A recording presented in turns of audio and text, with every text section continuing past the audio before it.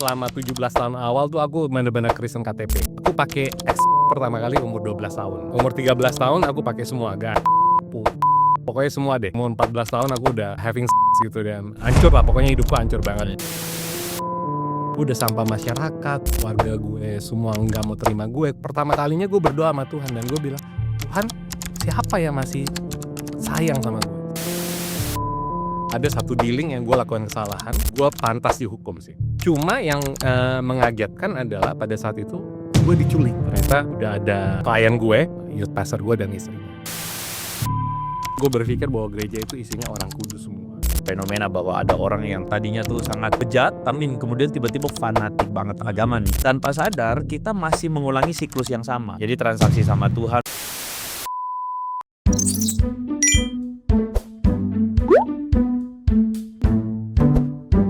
Selamat datang di Gereja 360, sebuah channel yang didedikasikan untuk membicarakan tentang gereja, tapi tidak untuk menggosip tentang gereja, melainkan membicarakan tentang apa yang terjadi di gereja, tempat di mana kita rindukan orang berjumpa dengan Kristus.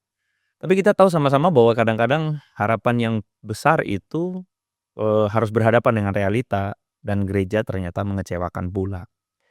Mungkin ada di antara teman-teman yang melihat hari ini pemimpin gereja mengecewakan, pelayan-pelayannya mengecewakan. Nah, kita ingin membicarakan semuanya itu. Sekali lagi, kita bicarakan supaya terjadi transformasi. Karena kalau kita berani bicarakan, itu artinya kita berani rendah hati. Kita berani rendah hati untuk mengakui bahwa ada keterbatasan, ada butuh anugerah Tuhan di dalamnya. So that's why kita bicara tentang gereja dari 360 perspektif. Nah, itulah teman-teman yang menjadi semangat dari channel ini. Dan hari ini saya sudah kedatangan seorang sahabat, seorang saudara, ya, yang menurut saya kisahnya itu dia sudah malang melintang dalam pelayanan. Bahkan dia mengalami masa-masa naik dan turun dalam pelayanan yang saya yakin bisa jadi mewakili sebagian juga di antara Anda di luar sana yang ngalamin. Kita sambut sama-sama Kakak Glenn Sumampo. Thank you. Thank you bro. Thank you udah hadir. Andre, thank you Andre.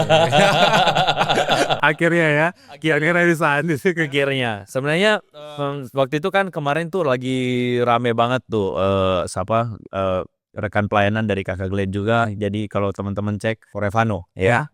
Jadi Korevano kita undang. Nah, kita kasih jeda sedikit. Nah, ini salah satu pentolannya nih. Enggak lah, tetap biangnya Revano lah. Oh, biangnya dia ya. Soalnya dia jenderal doanya. Jenderal keuangan. Jenderal. Kak Glenn gimana? Baik banget Andre, thank you banget. Lihat tentu semangatnya tuh. Luar biasa. Dengar-dengar baru balik dari luar nih ya? Iya, dari Bali, dari Tomohon. Wow, ngapain di Bali dan Tomohon? Banyak orang yang rindu gospel ya. Wah, terus Tuhan. Mau minta buka gereja di sana dan ya kita coba taat aja lah. Kita share, spread the gospel aja, di mana yang mau rindu kita spread the gospel aja. Aduh, kalau aku mau cosplay nih ya. Aku cosplay jadi devil advocate ya.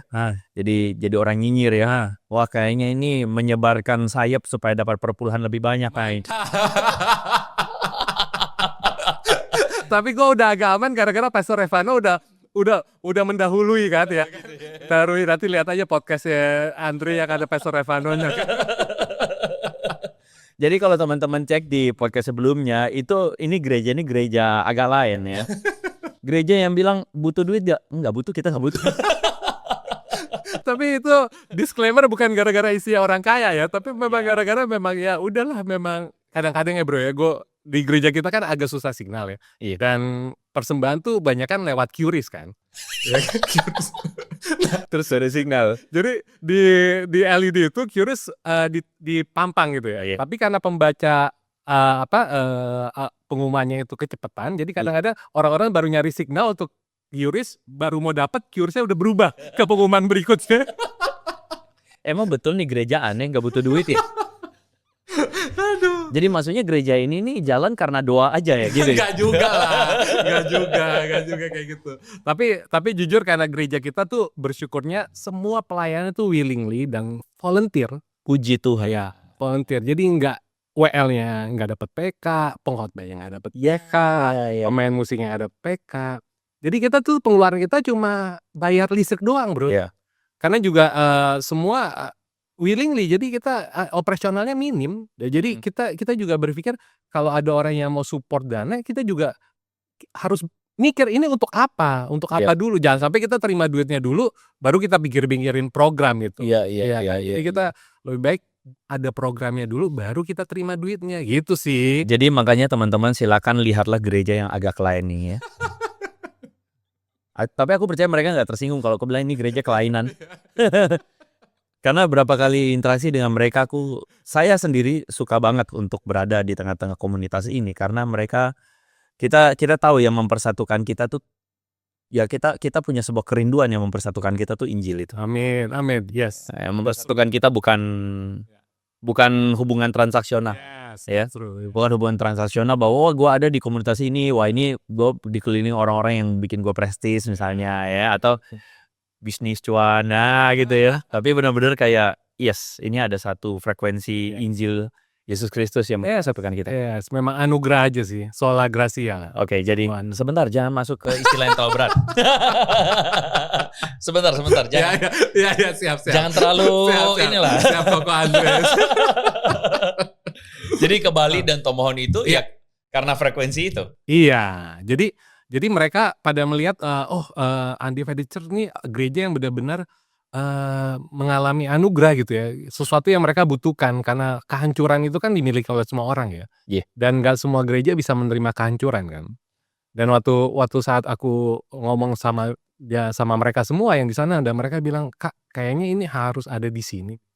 Ayo dong Kak, ajarin kita tentang gospel, biar semua komunitas ini anak-anak mudanya, dewasa mudanya, atau bahkan om-om tantenya tuh bisa punya point of view yang baru." Wow. Ya point of view yang benar gitu tentang anugerah itu. Anugerah tuh apa sih? Gospel tuh apa sih? Gospel itu bukan nasihat baik tapi kabar baik kan. Nah, jadi waktu pas aku nyampe ke sana ya mereka yang rindu sendiri sih. Dan sebenarnya sih jujur apalagi untuk Pastor Revano ya, yang punya berhala kenyamanan, dia takut banget kalau ada penambahan berhala. Cuma ya memang kita melihat ya kebutuhan Injilnya aja sih. Kebutuhan Injilnya bahwa ada orang-orang yang butuh punya pemahaman Injil yang benar. Wow. Karena mereka banyak yang kecapean, banyak yang letih, banyak yang burn out gitu. Banyak yang mencari-cari mana sih yang benar gitu. Kok pengajaran di sini bilang kayak begini, yang di sini bilang kayak gini. Kayaknya kalau waktu diaplikasikan kok jadi berat banget ya dalam hidup gue. Iya. Jadi waktu saat gue bagiin mereka dan mereka makin rindu, makin haus, dan akhirnya itulah mereka bilang, "Kak, kayaknya harus ada gereja di sini." Why? Karena kalau mereka hari Minggu balik lagi ke gerejanya, mentah lagi pengajarannya. Kita harus ada gereja di sini ya. Dan kita sedang berpikir dan mendoakan. Gue punya sebuah kerinduan ya bahwa memang berita Injil itulah yang kemudian membuat kita tuh ya mempersatukan kita. Amin. Ya, yang bikin orang-orang tuh punya kerinduan tuh kayak yes bro. Ya cuman memang oke lah, kita jangan terlalu melayang-layang hidup, terlalu idealis ya. Mulai apa dulu? Ya kita membicarakan gereja dimulai dari realita yang kita hadapin di gereja yang hari ini banyak orang itu tadi mengalami kehancuran. Banyak orang tuh yang hari ini mengalami kekecewaan, kemarahan, kepahitan, kehancuran ketika mereka mengalami pengalaman di dalam gereja, sayangnya.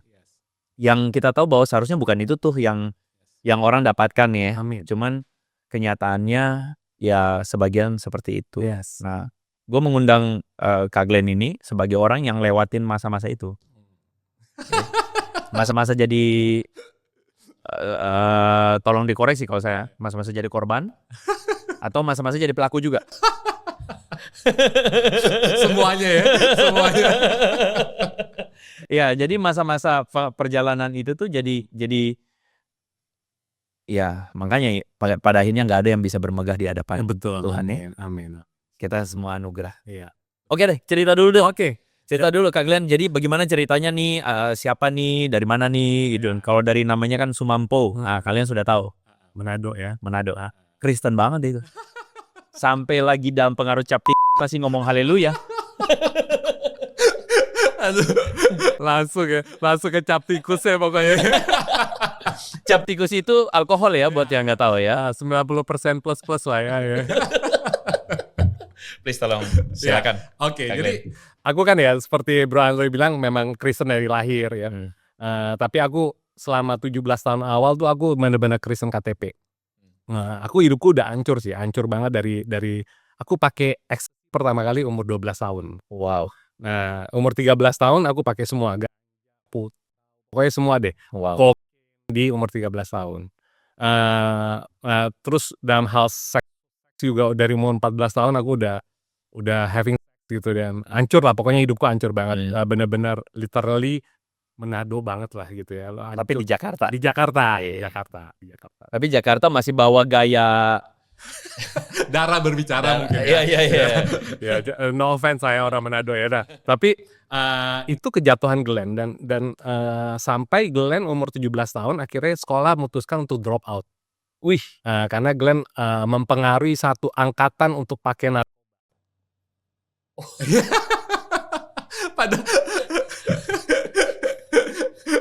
Padahal berat banget ya Anda ya. Padahal gue berprestasi di sekolah. Gue sering wakili sekolah gue, ikut lomba debat, gue ikut lomba fisika dan Boleh spill cuman ini aja kategori sekolah negeri, sekolah swasta. Katolik. Sekolah Katolik. Ya kan? Jadi parah banget. Ya udah nggak usah sebut merek ya. Oke, tapi itu sekolah yang disebut Kristen itu ya. Iya. Jadi terpaksa gue harus di drop out sama sekolah karena gue mempengaruhi semua orang angkatan gue. Nah, akhirnya gue drop out itu gue bener-bener frustasi. Gue bener-bener kayak semua masa depan gue hancur. Di situ gue marah. Gue kabur dari rumah dan gue tinggal di pasar dan gue di situ gue dengan uang yang gue colong-colong dari tante dan om gue gitu ya dari rumah. Itu gue jualan. Dan itu tahun 98 tuh, tahun 97 98. Nah, itu akhirnya di situ gue masih ingat Juli tahun 98 after kerusuhan Mei gitu ya. Gue itu for the first time tuh dalam hidup gue berdoa sama Tuhan. Berdoa sungguh-sungguh karena dari dulu gue cuma ini aja dan gue lihat hidup gue udah hancur banget gitu. Gue udah sampah masyarakat, keluarga gue semua nggak mau terima gue, keluarga besar gue, dan pada saat itu gue pikir orang tua gue juga nggak nyariin gue dan nggak ada yang mau temenan sama gue. Gue udah hancur banget dengan semua. Gue harus nyuntik 3 jam sekali gitu ya, dan itu membuat diri gue merasa gue udah sampah banget nih. For the first time gue pertama kalinya gue berdoa sama Tuhan dan gue bilang, Tuhan, siapa yang masih sayang sama gue? Siapa yang masih cinta sama gue? Dan itu untuk pertama kalinya dan belum pernah lagi sampai sekarang. Gue benar-benar ngalami kayak Tuhan hadir buat gue dan gue ngedenger suara yang berkata, Glenn, aku mengasihi kamu. Dari dulu, sekarang, sampai selama-lamanya. Nah, itu gue nangis banget. Ya, gue nangis dan di situ kelahiran baru gue pertama kali umur 7. Ya. Nah, di situ gue inget gue masih punya duit cepean terakhir, ya, dan gue cari telepon umum dan gue telepon rumah. Karena waktu itu baru ada telepon rumah kan. Iya.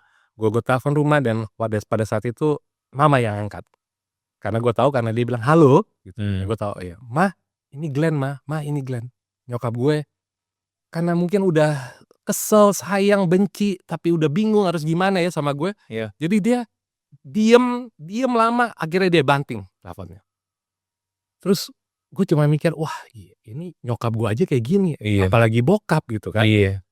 Nah, tapi gue gak ada pilihan lain. Gue cuma bilang sama Tuhan, Glenn mau bertobat, tapi bawa Glenn pulang ke rumah. Nah, akhirnya gue cari tukang parkir di situ, terus gue bilang, bang, gue pinjem dong duit cepet gitu. Dikasih sama dia duit cepet. Nah, untuk kedua kalinya gue telepon, nah ini yang angkat bokap gue. Terus gue bilang, Pak, ini Glenn. Nah, di luar dugaan gue nih, bokap gue luar biasa sih. Di luar dugaan gue, bokap gue tiba-tiba ngomong gini, Glenn kemana aja? Papa sama mama udah kangen banget sama Glenn. Wow. Glenn pulang karena papa udah masakin masakan kesukaan Glenn. Wow. Wah, di situ gue nggak bisa ngomong apa-apa, bro. Gue cuma nangis aja. Dan gue belum pernah baca Alkitab kan. Setelah berapa bulan kemudian tuh, tunggu, gue cerita dulu. Terus akhirnya gue tutup kan, gue nangis. Nah, terus gue nebeng tuh angkot demi angkot kan. Karena dulu kan boleh nebeng tuh kalau gelai-gelai tuh ya. Gue nebeng angkot demi angkot sampai ke dekat rumah. Dan gue masih inget gue jalan ke depan rumah gue masih di pagar, bokap gue udah keluar lari. Dia peluk gue. Wow. Gue tuh lupa kapan terakhir kali gue mandi dan gue jadi gelandangan kan gitu. Dan gue tahu gue pasti bau banget dan kotor banget, tapi bokap gue tuh cuma bilang, "Glenn, mulai hari ini," nama tengah gue ada Yohanes, dia bilang, "Glenn, mulai hari ini Glenn jadi Yohanes Pembaptis. Glenn bukan anak bandel lagi, Glenn jadi Yohanes." Di situ gue Oh my God. itu gue benar-benar nangis. Nah, tanpa sepengetahuan gue, ternyata selama gue kabur dari rumah itu yang hampir 7 bulan itu, ternyata bokap gue tuh setiap hari tuh berdoa untuk gue. Oh wow. Dia berdoa untuk gue dan dia terus berdoa untuk gue, mungkin dia langsung dapat gitu ya dari Tuhan ya, Glenn akan jadi hamba Tuhan gitu. Nah, di situ jadi dia menantikan hal itu karena tiap hari dia cari pos kota, karena di pos kota itu kan, wah udah ada anak yang OD siapa gitu, dia cari setiap hari, dia bilang, "Oh ini bukan Glenn," puji Tuhan, bukan Glenn.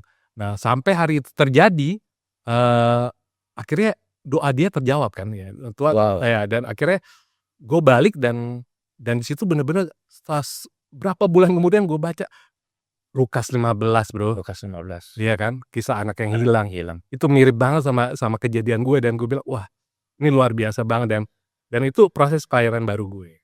Terus gue masuk ke salah satu gereja, di situ gue langsung melayani Tuhan full time ya, full heart lah waktu itu ya, full heart. Jadi benar-benar seluruh waktu gue pakai buat pelayanan itu. Gue jadi worship leader, youth pastor, akhirnya jadi pengkhotbah muda juga. Dan akhirnya begitulah kelanjutannya. Wow. Nah, itu kisah lahir barunya dulu tuh ya. Nanti baru ada kisah berikutnya. Kisah lahir baru aja, awal-awal aja udah bikin apa ya, ekstrim ya. Iya. Ekstrim banget. Anugerah Dri. Anugerah. Di situ memang gue tahu bahwa gue memang dipilih, ditentukan dari awal. Tapi after itu kan, bersyukurnya gue lahir baru tuh benar. Lahir baru. Tapi mungkin karena gue bertumbuh di gereja yang pemahamannya mungkin kurang benar ya. Jadi kita yang diharuskan yang benar-benar kita yang harus kudus dulu baru benar-benar kita layak. Iya. Kita yang harus banyak pelayanan dulu supaya kita bisa diterima ya macam-macam ya. Jadi begitu burn out, begitu capek banget sehingga gue tuh selalu berusaha untuk menguduskan diri gue gitu ya. Iya. Kalau WL sebelum WL tiba-tiba gue gitu ya, wah kayaknya nggak layak banget kayak gitu ya. Oh, Iya, gitu. Jadi benar-benar di gereja gue tuh yang benar-benar jaga kekudusan banget dan itu gue lakukan dan itu capek banget. Nah, tapi akhirnya gue menemukan banyak kekecewaan lah. Dan karena mungkin juga ekspektasi gue salah. Iya. Karena gue berpikir bahwa gereja itu isinya orang kudus semua. Iya. Aku mau komentar Ya, sedikit. silakan.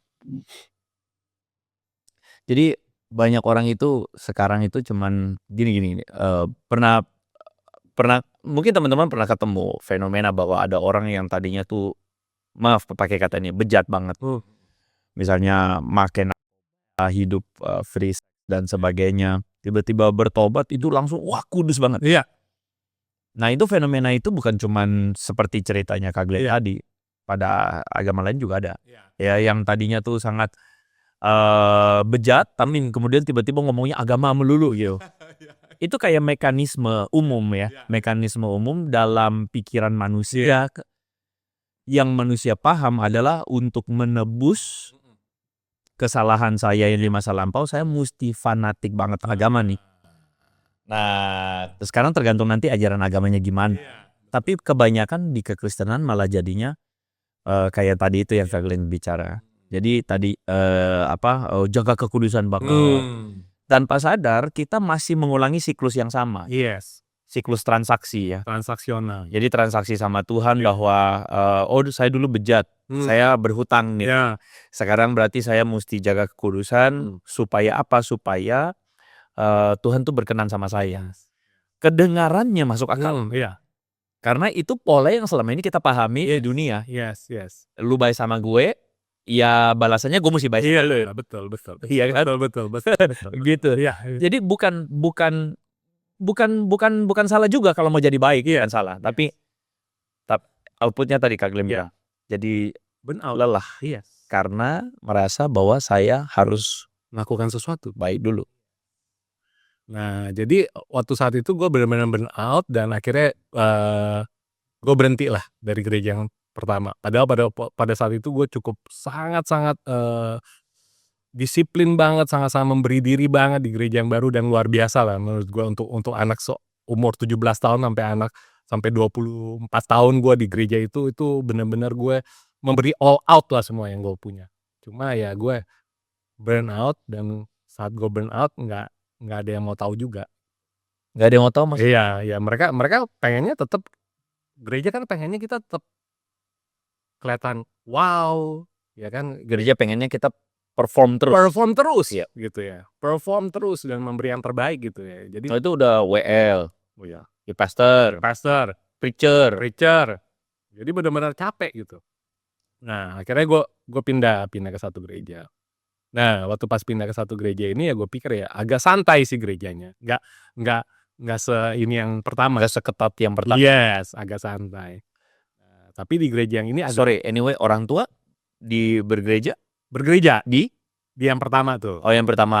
Siap. Bergereja yang pertama. Akhirnya gue pindah ke sini, mereka nggak ikut, mereka tetap di pertama. Di sini ada lagi kisahnya lain. Di sini memang lebih agak santai, tapi di satu momen youth pastor gue itu ngajakin gue untuk terlibat dalam pekerjaan dia lah. Nah, singkat cerita, gue kira-kira nggak sampai 1 tahun lah bekerja sama mereka. Nah, singkat cerita, gue lakukan kesalahan, Ri. Oke. Gue lakukan kesalahan. Nah, ada satu dealing yang gue lakukan kesalahan. Di situ gue pantas dihukum sih. Nah, itu gue harus akui gue pantas dihukum. Cuma yang mengagetkan adalah pada saat itu gue diculik. Wow. Gue diculik. Walaupun gue diculik dan gue disekap. Oh. Jadi waktu gue diculik dan disekap itu 3 hari pertamanya. Iya. Pas hari yang ketiga itu gue dibawa lagi ke satu tempat. Waktu gue buka ternyata sudah ada klien gue yang gue buat kesalahan. Terus ada youth pastor gue dan istrinya. Oh. Oke, ya, mereka bertiga. Nah, pada saat itu gue tahu banget. Pada saat itu gue nggak tahu apa-apa. Oke. Gue nggak tahu apa yang terjadi sama mereka bertiga. Tapi pada saat itu gue kaget aja ada mereka semua. Nah, di situ gue dipukulin. Nah, waktu saat gue dipukulin tuh gue berdoa dengan ketakutan. Ya karena gue masih umur 25 tahun, Dre. Jadi masih muda banget gitu. Gue ketakutan, gue berdoa. Gue masih inget istri dari youth pastor gue bilang, lo berdoa emang lo tahu siapa Tuhan lo gitu ya. Gue di situ gue down banget. Dan habis itu gue belum selesai dipukulin, tapi mereka bertiga udah keluaran. Dan gue tetap masih dipukulin lagi di situ. Wow. Nah itu cukup traumatis banget lah kejadian itu ya. Dan itu udah 19 tahun yang lalu ya. Dan itu masih traumatis kalau diingat. Iya. Dan itu akhirnya setelah dipukulin gue tuh disekap lagi 3 bulan. Jadi setiap hari tuh ada dokter yang datang untuk kasih penyembuhan ke gue supaya mungkin bukti visumnya nggak ada. Nah, di situ Wow, ekstrim sekali. Di situ, Dre, gue bener-bener nggak tahu apa yang Tuhan izinkan terjadi dalam diri gue. Iya. Ya kan. Jadi di situ kan gue dipaksa untuk tanda tangan surat penyerahan harta yang gue ada gitu ya. Gue masih ingat masih ada mobil X-Trail, mobil BM, sama Honda Jazz gitu ya. Sama uang di tabungan ada 150 juta kalau nggak salah. Dan itu gue harus tanda tangan penyerahan dan tanda tangan gue tidak akan kembali ke bisnis itu lagi. Dan gue lakukan semua. Jadi gue dalam kondisi yang benar-benar waktu di tempat penyekapan itu, wah gue benar-benar down banget. Aku salah sedikit. Jadi yang usia 25 tahun melakukan kesalahan yang bukan untuk meringankan bobot kesalahan itu sendiri ya. Aku juga tidak Betul. Gue pikir nggak perlu kita masuk ke dalam. Tapi oke, itu kesalahan. Dan Salah. waktu Kak Glenn bilang gue layak dihukum, Iya. itu menunjukkan bobotnya, oke lah. Iya. Tapi yang bikin kaget adalah cara penyelesaian kesalahan ini kok Yes. sampai segitunya ya. Yes. Jadi pada saat itu ya gue benar-benar nggak bisa nanya lagi sama Tuhan. Lo sampai nggak bisa ngomong apa-apa lagi nih sama Tuhan. Dan gue Apalagi orang yang lakuin adalah orang yang dianggap punya waktu itu kapasitas rohani look up. tertentu. Gue look up lah sama mereka gitu. Ya. Sebenarnya sih bukan kesalahan mereka juga. At the end gue tahu, ternyata youth pastor sama istrinya itu juga dipaksa oleh klien gue yang satu ini. Iya. Tapi pada saat gue di tempat penyekapan gue nggak tahu tentang hal itu. Iya. Jadi waktu saat itu gue benar-benar gue nggak bisa doa lagi sama Tuhan. Ke Tuhan benar-benar nggak bisa. Kenapa lo izin? Nggak bisa ngomong lagi karena mungkin traumanya udah sangat berat gitu ya. Tapi gue inget di minggu ke-6 1,5 bulan gue tuh paksa diri gue nyanyi, cuma nyanyi doang. Gue nyanyi gini, ku tahu Bapa peliharaku, sampai ke dia baik. Tuh sampai situ gue udah nggak bisa lanjutin. Gue selama gue nangis waktu pas gue dipukulin. Tapi waktu gue disekap gue nggak bisa nangis lagi, Dri. Tapi waktu yang gue nyanyi itu for the first time itu semua keluar, gue nangis sejadi-jadinya. Wow. Karena gue memaksakan diri gue di tengah semua akal budi gue yang nggak bisa jawab. Gue memaksakan diri gue berkata bahwa engkau tetap baik. Karena nih, gue somehow aja waktu di tempat penyekapan itu, gue kayak ngerasa Yesus tetap ada aja di samping gue gitu. Oh, wow. For some reason gue kayak ngerasa dia cuma diem, tapi dia nemenin gitu. Ya, dia bilang mungkin dia bilang, lu nggak sendirian gue itu. Dan itu gue rasain banget dan gue paksa diri gue untuk nyanyi. Tapi nggak langsung pulih begitu ya. Ya. Masih ada kepahitan yang luar biasa. Ya perjalanan. Iya, progresif gitu. Dan akhirnya begitu gue keluar dari tempat penyekapan, gue benar-benar antipati banget sama gereja. Ya, gue antipati sama gereja, gue antipati sama semua deh yang berbau-bau rohani. Akhirnya sampai gue juga. Tapi kan udah nyanyi dulu tuh. Nah iya, tapi balik lagi kan. Karena gue tetap ada kemarahan, ada terguncangnya masih dan macem-macem. Akhirnya gue ya udah gue akhirnya gue bilang gue kayaknya nggak bisa nih di Jakarta. Kota ini masih traumatis buat gue. Iya. Jadi gue pindah ke Manado. Nah gue pindah ke Manado. Di Manado juga lukanya, lo ganti kota juga luka nggak selesai kan. Di Manado masih luka. Di situ gue walaupun gue punya bisnis tapi hidup gue tetap ke klub malam dan macam. Ya gue coba lari dari hal itu. Iya. Akhirnya bisnisnya bangkrut lagi dan gue masuk penjara. Gara-gara nggak bisa bayar utang. Nah waktu gue masuk penjara itu, di situ Tuhan jamah lagi. Tapi memang seru sih hidup gue tuh naik turun bro. Naiknya ekstrim mas. Iya. Naik ekstrim, turunnya ekstrim. Gue juga nggak tahu ini bukan cuma lo yang ngomong kayak gitu, banyak orang ngomong kayak gitu. Dan akhirnya gue bilang sama Tuhan, ya oke, gue tahu ini penjara lo yang izinin. Karena waktu gue di penjara, om gue lagi jadi gubernur Sulawesi Utara. Om gue yang satunya lagi jadi Wakapolda. Tapi mereka somehow nggak bisa bantu aja gitu. Iya, somehow nggak bisa bantu aja. Padahal utang gue udah gue lunasin.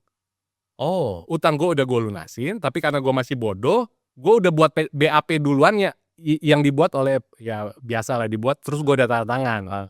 Jadi mereka nggak bisa bantu gue, jadi gue di dalam penjara tuh 3 bulan. Nah waktu itu gue bilang, Tuhan udah gue mau pelayanan lagi deh, gue tahu ini loh. Karena om gue gubernur, om gue yang satu lagi Wakapolda nggak bisa bantu gue. Gue tahu ini loh. Oke, lo izinkan hal yang terjadi. Oke, gue nyerah. Gue mau pelayanan lagi. Nanti kalau gue keluar dari penjara, gue pelayanan lagi. Tiba-tiba Tuhan ngomong kayak gini bro. Ngapain lu gue keluar dari penjara?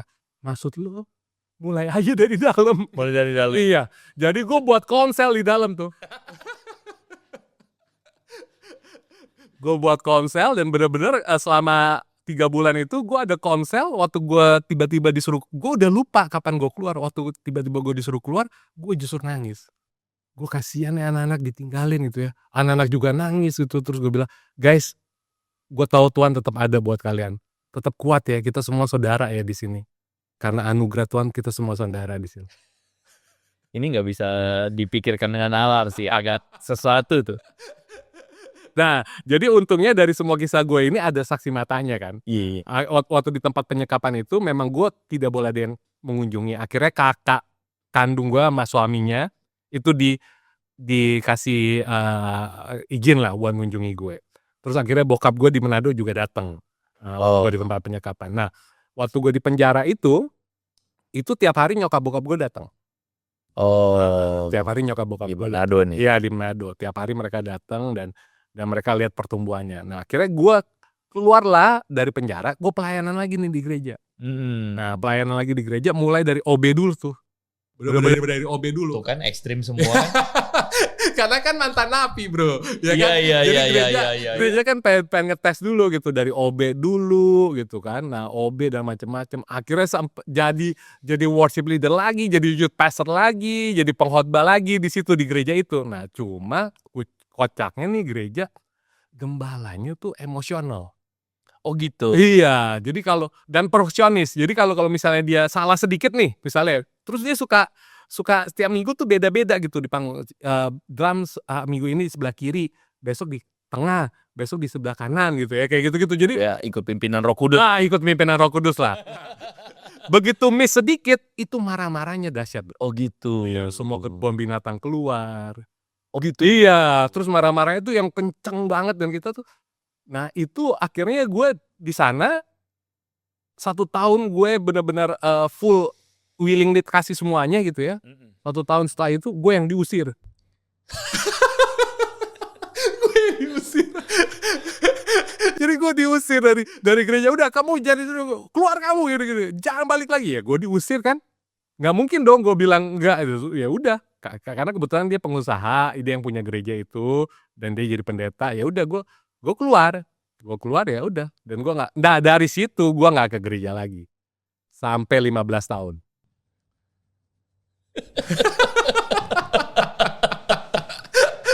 Jadi memang complicated banget di kehidupan rohani gue, ya kan, complicated banget. Nah, jadi dari situ gue bisnis aja terus sampai 15 tahun, baru sampai gue ketemu Undivided Church ini 2 tahun yang lalu pas.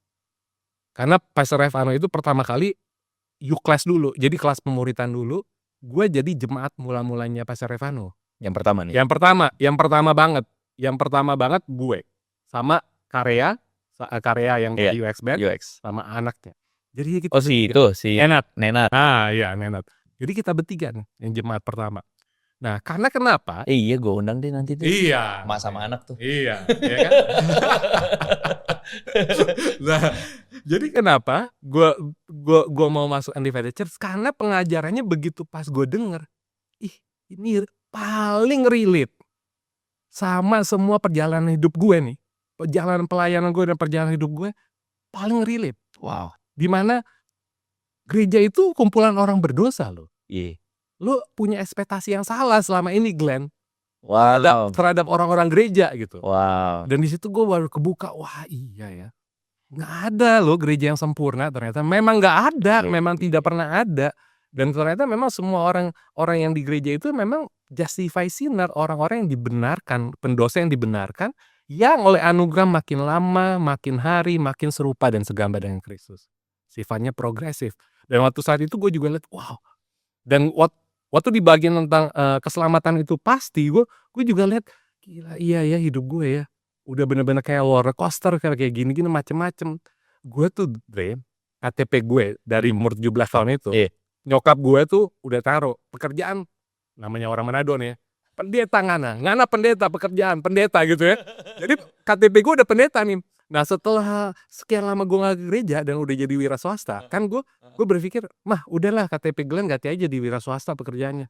Nyokap gue dong dengan nyanda boleh. Karena kalau 1 kali pendeta harus pendeta. Ya kan? jadi gue lihat tuh, iya ya, gue nggak bisa lari dari panggilan gue loh.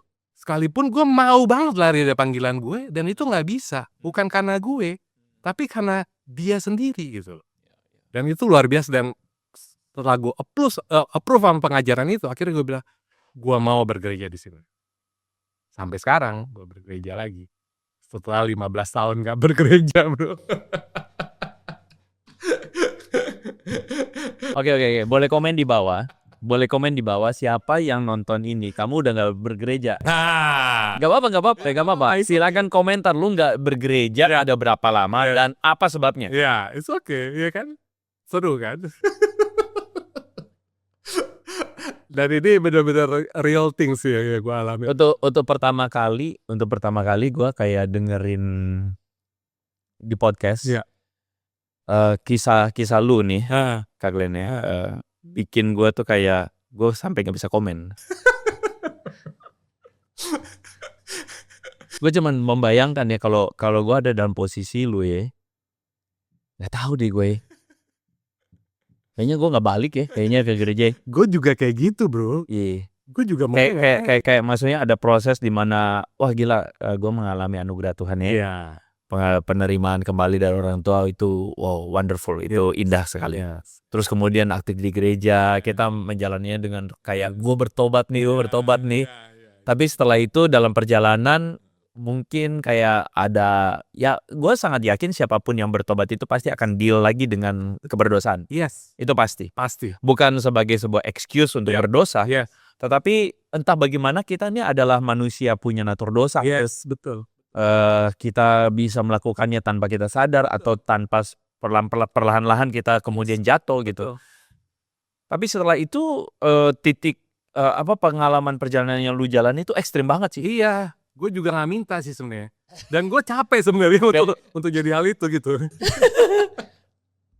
Gue gila sih kayak di sama pemimpin ada kok gue diginiin ya, mungkin ya traumatik. Balik lagi ke Manado, masuk penjara, bikin komsel, ke gereja, terus keluar diusir. Tapi ini cerita gue belum selesai loh, masih ada lagi lanjutannya. Maksudnya belum selesai tuh in between-nya atau sudah dari pertama kali gue ikut U-Class masuk Oke. ke gereja ini sampai hari ini. Oke. Ada lagi. Ada lagi, bro. Ada lagi. Jadi teman-teman harus tahu ya kalau Kak Glenn ini benar-benar orang yang jauh banget dari kesempurnaan. Jadi benar-benar gue tuh ancur-ancuran. Nah, after gue benar-benar dapat terima pengajaran yang benar dan gue memutuskan untuk bergabung di gereja Undivided Church, tiba-tiba Tuhan tuh izinkan gue jatuh lagi oleh karena kebodohan dan ini gue. Gue menikah. Oke, gue harus tekankan lagi ya. Tuhan izinkan ya, bukan Tuhan yang bikin. Iya, Tuhan izinkan, which means ya teman-teman kurang lebih yang udah ikutin channel ini, gue juga pasti udah ngerti bahwa ini bukan karena Tuhan yang bikin. Once again Tuhan yang izinkan. Oke, lanjut Kak. Udah gitu, 1 minggu sebelum gereja ibadah pertama, gue jatuh.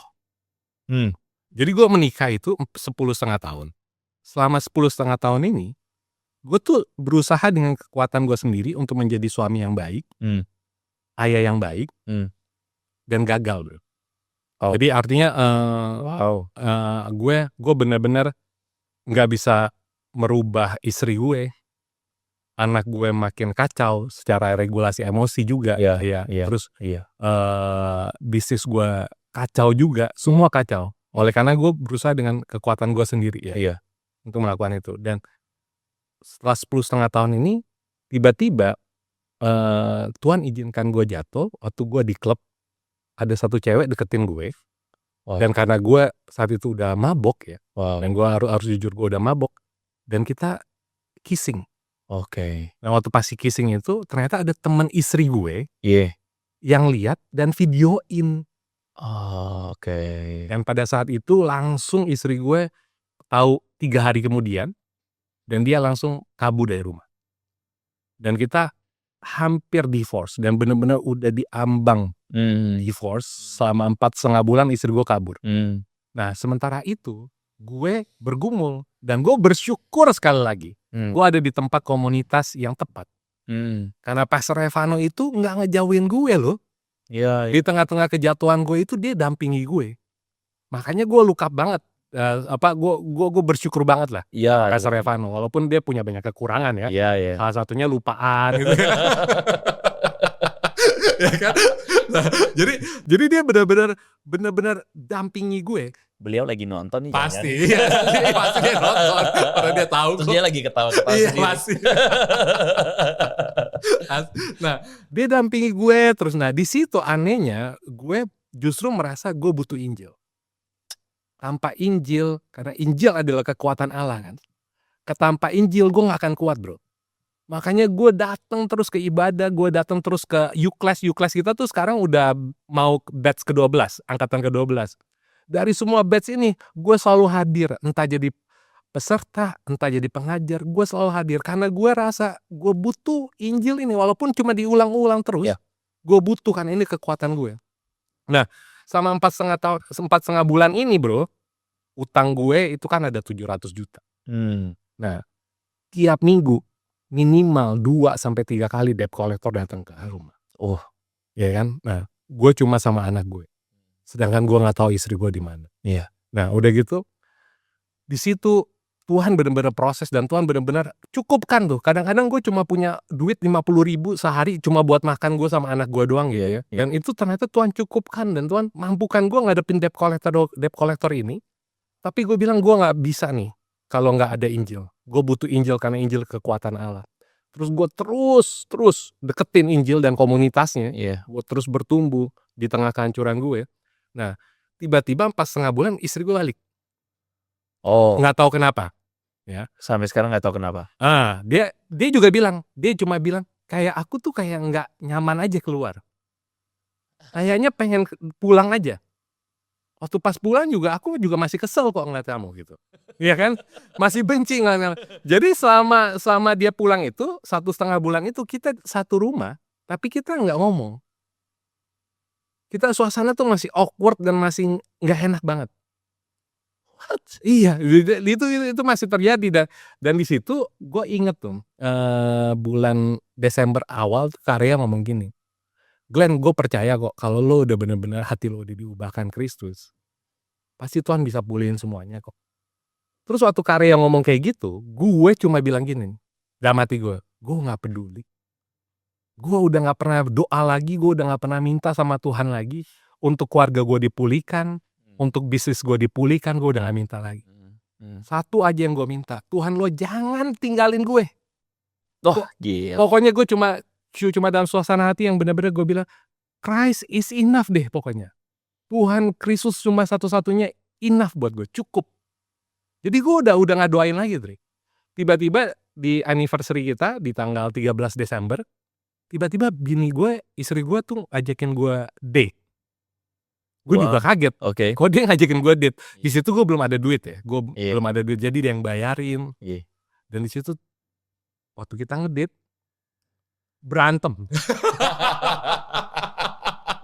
Kirain waktu dia ngedate kita nangis bareng-bareng. Kita berantem dulu, keluarin semuanya kan. Ya, jadi dia cerita dia ngapain aja di luar sama 4,5 bulan. Terus gue juga jadi nggak terima dan macem-macem berantem. Tapi tiba-tiba kok kita bisa saling mengampuni ya? Rumah anak tangga nih. Seriusan? Rumah anak tangga nih. Kayak kita punya channel lain. Rumah anak tangga namanya, ngomongin tentang family. I think kayak proses untuk ini semua nih ajaib, out of the box, di luar Nurul. Tapi pasti jadi blessing. Oke, lanjutkan. Sorry, maaf. Udah gitu kita akhirnya pulih. Dan itu kan baru 1 tahun lebih yang lalu ya. Gue harus bilang dan istri gue juga udah nggak masalah. Istri gue itu dulu tuh keras. Kadang-kadang dia juga kalau marah ya main pukul gue, sedangkan gue enggak gitu. Jadi gue berusaha untuk ngubahkan dia itu nggak bisa bro. Tapi oleh anugerah ya 1 tahun terakhir ini bro, gila ya gue harus bilang nih, itu the best version of istri gue. Wow. Luar biasa. The best hubungan kita berdua nih 1 tahun terakhir, 1 tahun lebih ini. Gila, gue pikir gila selama gue pacaran dan selama gue menikah sama dia, gue berusaha mengubahkan dia, nggak bisa. Tiba-tiba karena kehancuran dan anugerah, kita tuh anehnya 1 tahun terakhir ini kita nggak pernah marahan, kita juga jadi bingung. Harusnya bini gue bilang gini nih, harusnya kita marahnya lebih banyak. Karena kan udah sama-sama luka ya kemarin. Iya. Harusnya marahnya lebih banyak. Tapi kok sekarang justru kita nggak pernah marahan. Dulu at least setidaknya 3 bulan sekali pasti ada marahan besar. Sekarang justru nggak ada. Dan dipulihin. Dan itu Desember tuh gue dipulihin. Januari bro, tiba-tiba bisnis gue mulai pulih sampai sekarang. Ya, gue udah nggak minta lagi nih.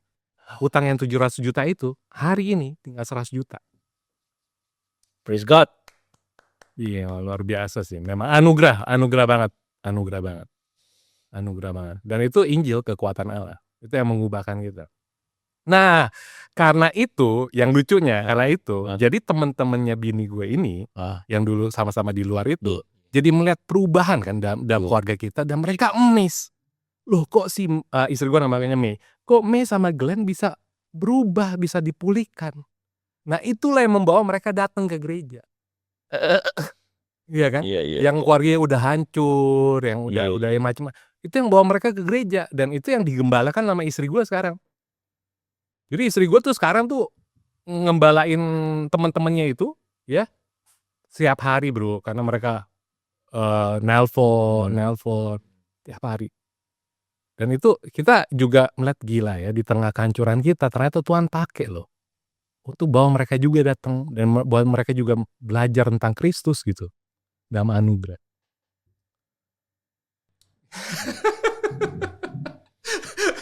Ngopi dulu deh.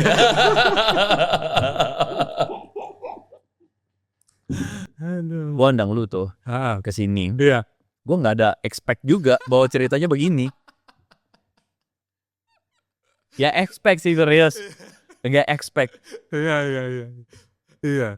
Itu gimana ya? Pas saya kayak swinging terlalu jauh-jauh. Iya. Gokil banget. Jadi kan yang 15 tahun itu nggak bergereja itu, sampai bini gue tuh bilang gini, bini gue manggil gue Hani, kita nih gimana sih? Itu nggak gereja terus loh gitu. Anak kita nggak pernah sekolah minggu loh, ya udahlah biarin aja, gue bilang kayak gitu kan. Ya jadi benar-benar miss aja, dan tiba-tiba Tuhan balikin pulihin sekarang. Dan sekarang gue posisinya bisa dibilang jadi wakil gembalanya Pastor Ref kan, dan anugerah banget bro. Dan gue selalu kemana-mana bilang gue bukan orang yang sempurna, gue dari kehancuran. Iya. Mungkin karena itu juga makanya jemaat UC itu memang jemaat yang dari kehancuran dan mengalami anugerah dan dikuduskan dari hari ke hari itu oleh anugerah yang sama juga. Gitu. Itu luar biasa sih. Suatu kali Yesus kan pernah kasih perumpamaan. Yesus kasih perumpamaan, ada orang yang berhutang 6.000 talenta. Ya, 6.000 talenta sama yang 100 dinar. Gua kok lupa angkanya. Ya. Maafkan ya, gua lupa angka nih. Pokoknya ada yang dinar sama talenta. Ya. Yang talenta itu mah lu 7 turunan juga lu nggak bakal bayar. Betul.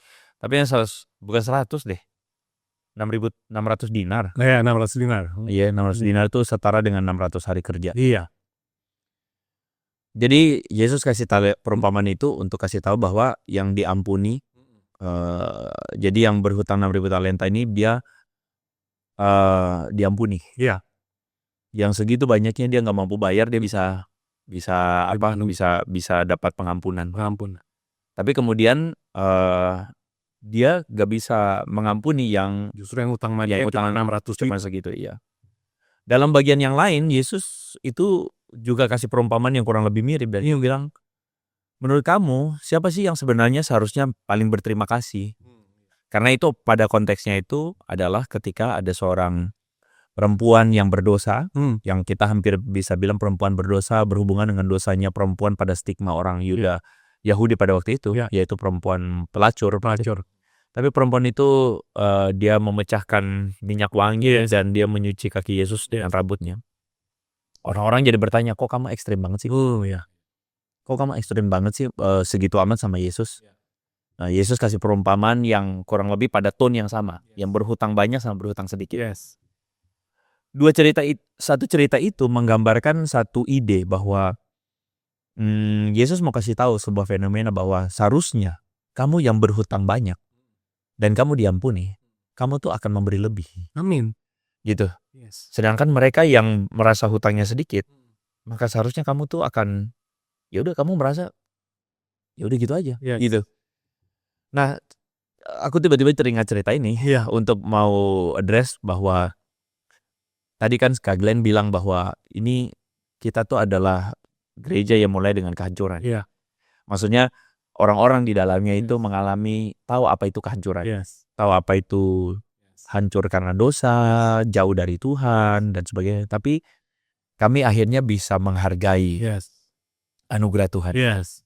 Nah, itulah yang kemudian menjadi proses perjalanan Yes. yang menurut aku seharusnya gereja mengalami itu. Amin. Amin. Banyak orang di luar sana tuh memulai gereja itu dengan sebuah ide bahwa kita mau mendirikan sebuah kerajaan kekudusan. Iya. Iya nggak sih? Iya. Kayak kita mau mendirikan sebuah kerajaan kekudusan di mana hamba-hamba pelayan-pelayannya kudus, Yes. pemimpinnya kudus, kita jemaat yang kudus. Bukannya salah Iya. dan bukannya buruk, Iya. itu adalah satu keinginan yang baik ya, mau jadi apa. Tapi pada akhirnya itu menyisakan sebuah sisi lain di mana kita tuh akhirnya menjadi jemaat yang menghakimi, Yes. tidak bisa menerima kejatuhan, Yes. kehancuran, Yes. dan pada akhirnya gereja seperti itu melelahkan. Yes. Jadi orang-orang punya gambaran yang salah tentang orang-orang kudus. Orang-orang kudus itu adalah orang-orang yang dikuduskan, ya kan? Kata di itu penting.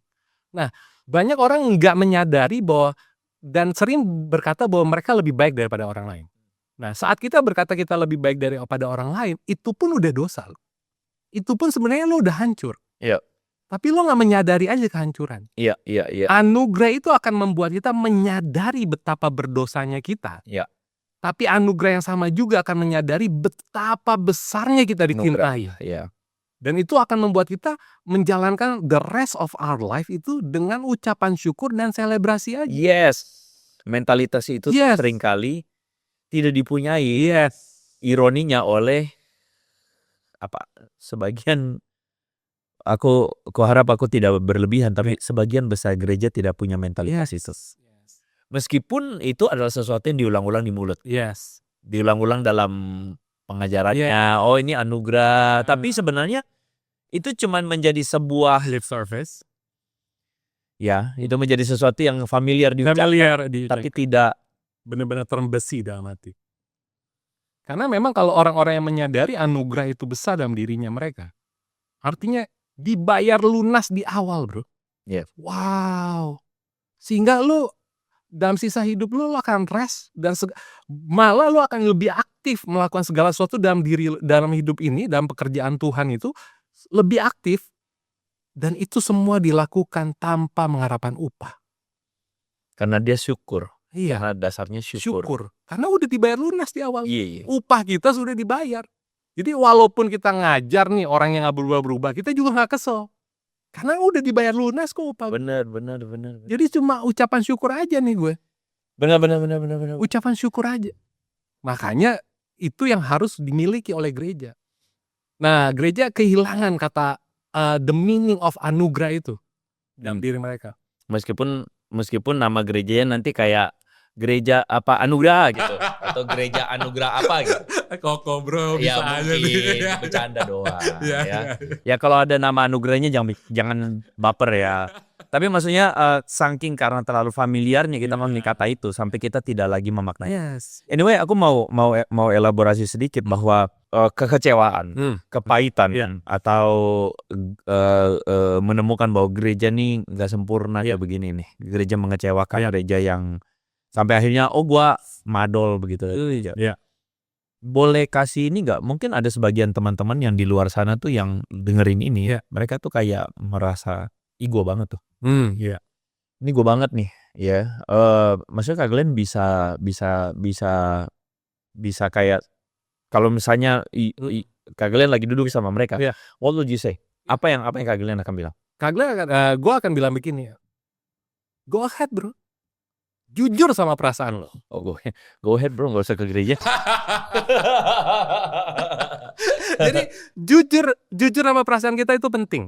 Terus? Kadang-kadang kan orang-orang kan menutup-nutupi perasaan mereka supaya enggak kita harus jujur sama perasaan kita. Dan harus berjernih di dalam kasih karunia Allah. Karena firman-Nya yang bilang sendiri, kemanakah aku dapat pergi menjauhi rohmu? Kalau kita memang orang-orang yang sudah ditentukan dari awal dan dipilih oleh Dia, kita tuh gak akan bisa kemana-mana kok. Anugerahnya tuh akan selalu mengejar kita. Bahasa Ibrani itu radap gitu ya, mengejar sampai dapet gitu. Jadi artinya anugerahnya itu akan selalu mengejar kita sampai dapet. Dan disitulah kita akan terbuka bahwa oh iya anugerahnya nih seperti ini. Dia akan terus ada di samping kita, mengejar kita.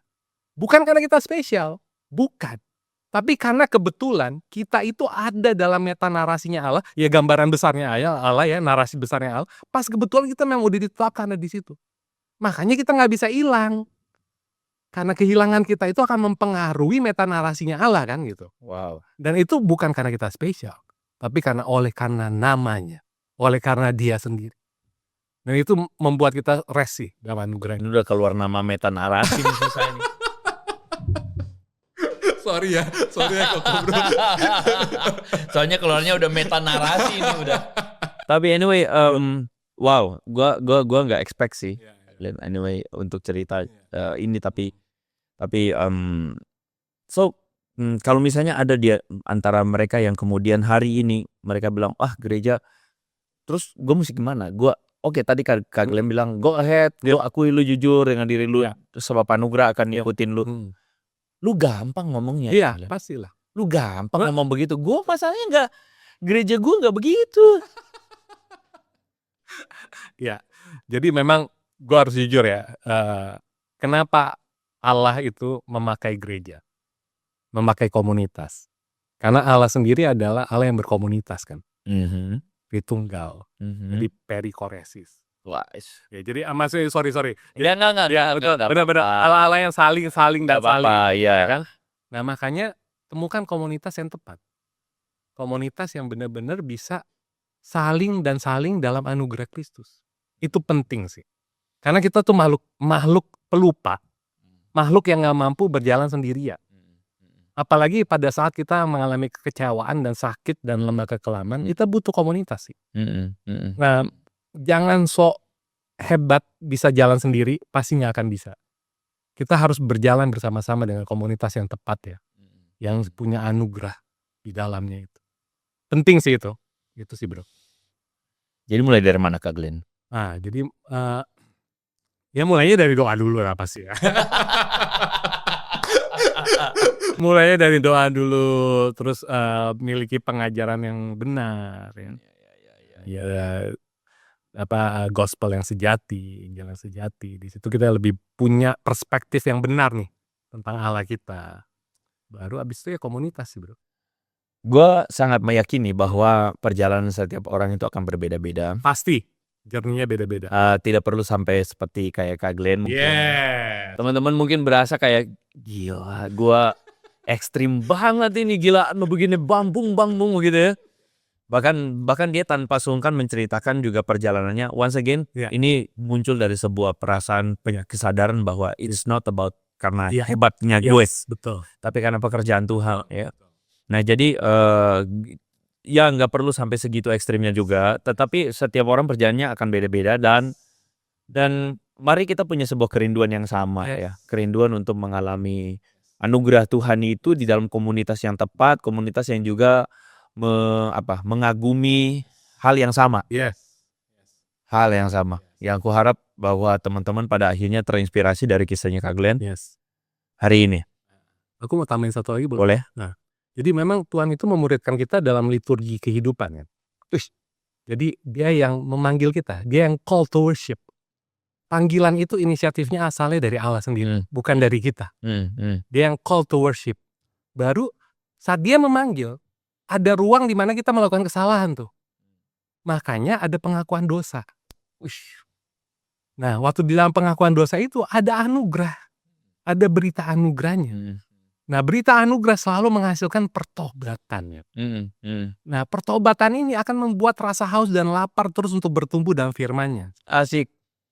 Nah, setelah itu baru dengan sendirinya orang-orang yang sudah mengalami anugerah itu akan benediction, memberitakan Injil dengan sendiri.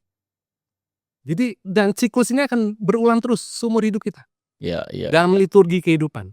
ya. Di mana Allah sendiri yang memanggil kita dulu, baru ada kesalahan, doa pengakuan dosa, berita anugerah, doa pertobatan, firman, benediction. Liturgi itu ternyata bukan di hari Minggu tapi juga liturgi kehidupan. Mantap. Jadi ngomongin worship. Kak Glenn, thank you untuk ceritanya. Apa yang jadi pemikiran teman-teman? Apa yang jadi kesan teman-teman? Apa yang teman-teman pikirkan? Or even mungkin ada di antara teman-teman yang ingin membagi cerita. Silakan Anda tuliskan di bawah di dalam kolom komentar. Silakan Anda share. Dan saya percaya bahwa hari ini Kak Glenn kasih sesuatu yang Anda tidak sangka. Sebuah aja nggak sangka. Soli Deo Gloria.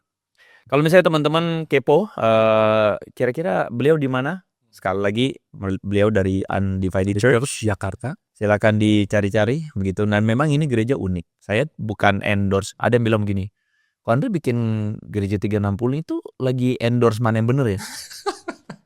Enggak, gue lagi nggak endorse mana benar. Gue endorse berbagai macam perspektif yang gue rasa layak dikasih tahu ke orang gitu kan. Dan gue lagi nggak bilang bahwa Undivided Church gereja paling bener. Enggak lah. Gitu.